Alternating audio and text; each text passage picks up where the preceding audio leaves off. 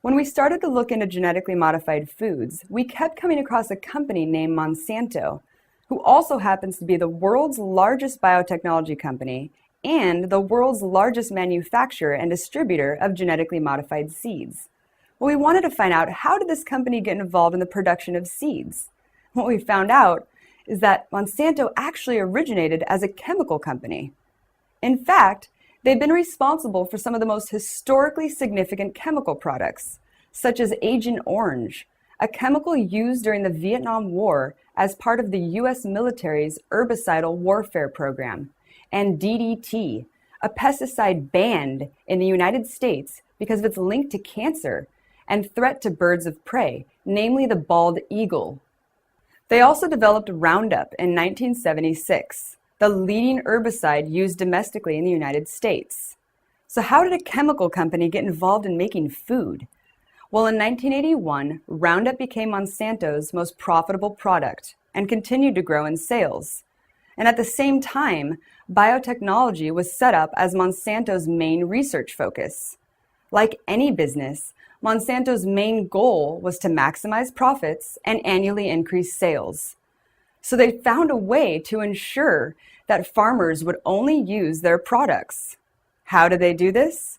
Well, in 1996, they developed their first genetically engineered Roundup Ready seed, the first herbicide-resistant seed.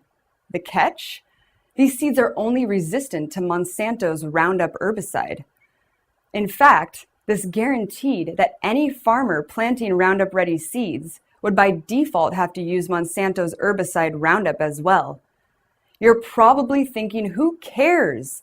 This doesn't affect me because I don't eat corn on the cob or soybeans all the time. Well, actually, corn and soy are two of the most basic ingredients in almost all processed foods in America. They come in the form of corn syrup, soy lecithin, fructose, lactic acid, dextrose, maltodextrin, cornmeal, soy flour, soy protein, textured vegetable protein, and of course soy or corn oil, which is used in tons of food products. But what about the farmers that don't use genetically engineered seeds? We found that the number of farmers that don't use genetically engineered seeds is diminishing. One of the most controversial issues surrounding Monsanto is the legal action that they take against small farms. Small farms that grow crops in the vicinity of genetically engineered fields become contaminated, mostly due to pollination from the genetically engineered fields. Because of this contamination, and because every genetically engineered seed is patented, Monsanto can then go over to the small farms and force the destruction of all of their seeds, past and present, in some cases destroying the livelihood of farmers. In fact, there are many cases pending against small farmers, and Monsanto has a budget of $10 million a year devoted to prosecuting them. Talk about harvesting fear. Well, through our research, we found many studies from all over the world that talked about the effects of genetically modified foods. But where are the American studies? Through our investigation, we found that there have been very few independent scientific studies done because of limited funding.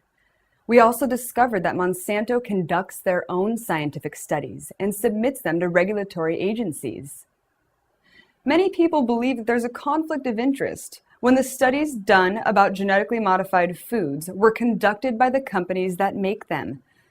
Maybe this is because there have been cases where labs hired by Monsanto have been charged with, quote, falsifying laboratory notebook entries and manually manipulating scientific equipment to produce false reports. Look, we don't want to point fingers at anyone here.